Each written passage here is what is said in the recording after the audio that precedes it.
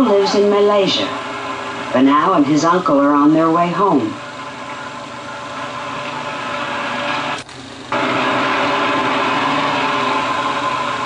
In this part of Malaysia, a lot of traveling is done on rivers. Forests make it difficult to build roads in this tropical land. It's hot and rains a lot in Banao's country. Heavy tropical rain. Thick forests thrive in this hot, wet climate. The rivers that flow through these forests are often the only roads.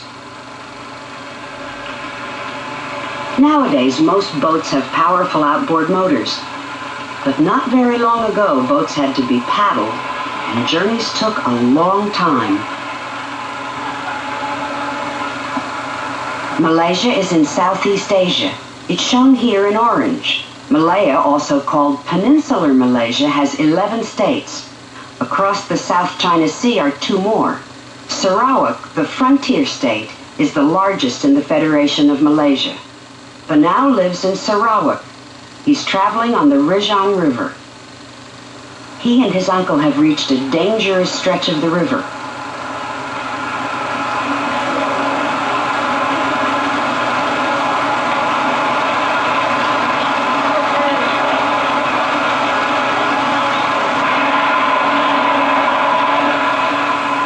Luckily, they reach calmer water again.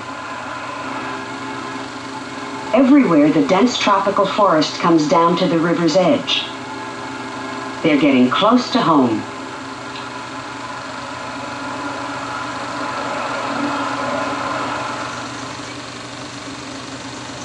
Banao and his uncle are Dayaks, a group of people who were the original inhabitants of Sarawak. Dayaks usually live in longhouses. A longhouse is shared by many families. Building the longhouse on poles 10 feet above the ground and using a slatted floor lets cool air enter the room. Domestic animals are kept underneath. Along the front of the longhouse is a wide porch. Inside the house, a large common room is shared by all the Dayak families that live here. They often work, eat, and dance in the common room. This Dayak woman is making a map from rattan, which is a climbing plant. These people make many things from materials they find in the forests around their home.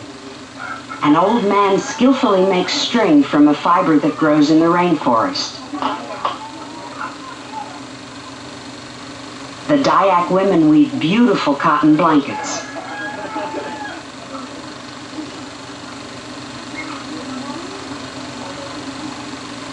Not all of the space in the longhouse is used communally. Each family has a room of its own. Here, Banao's mother is cooking the evening meal. In this drawing, you can see how a longhouse would look without some of its walls. On the right is the common area for work. To the left are the private rooms, one for each family. Under the roof is storage space where rice and other foods are kept. The Dayaks grow most of their food. These boys are learning how to plant rice. Small plants are placed in soil covered by water. When the rice has grown and ripened, it's picked. The part containing the rice grains is cut off with a small knife held in the palm of the hand. These are rubber trees. Malaysia supplies 1/3 of the world's natural rubber, and a small portion of this comes from Sarawak. Rubber is made from the sap of the rubber tree. Trees are tapped in the early morning by slicing the bark diagonally. The sap is collected in clay cups or bamboo bark. The small amount of rubber which comes from Sarawak is important to the Dayak people.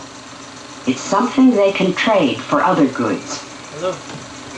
The sap, known as latex, oozes out of the cut.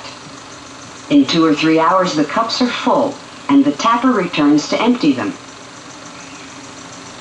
In peninsular Malaysia, the collected latex is usually taken to a processing center. But in Sarawak, families process the latex at home.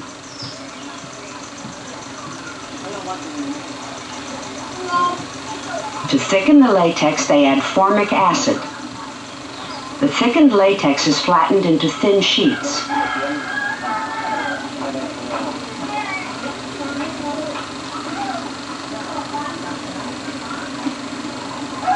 The sheets are squeezed through a press to make them even thinner.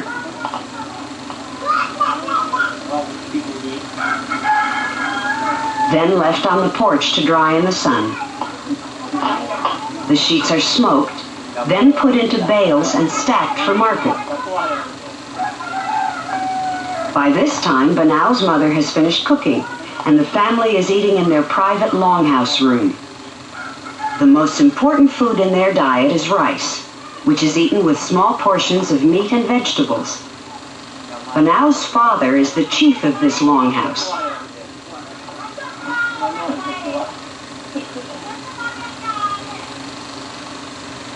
Banau's sister has already learned that it's good manners to pick up food with the right hand, but never the left. Banau's father has given him a job to do tomorrow. With his uncle, Banau heads down the river to the market town of Kapit. They plan to sell rubber and rattan in order to buy other things the family needs.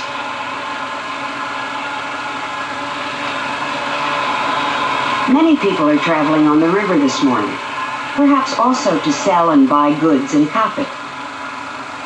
The river is wider near Kapit.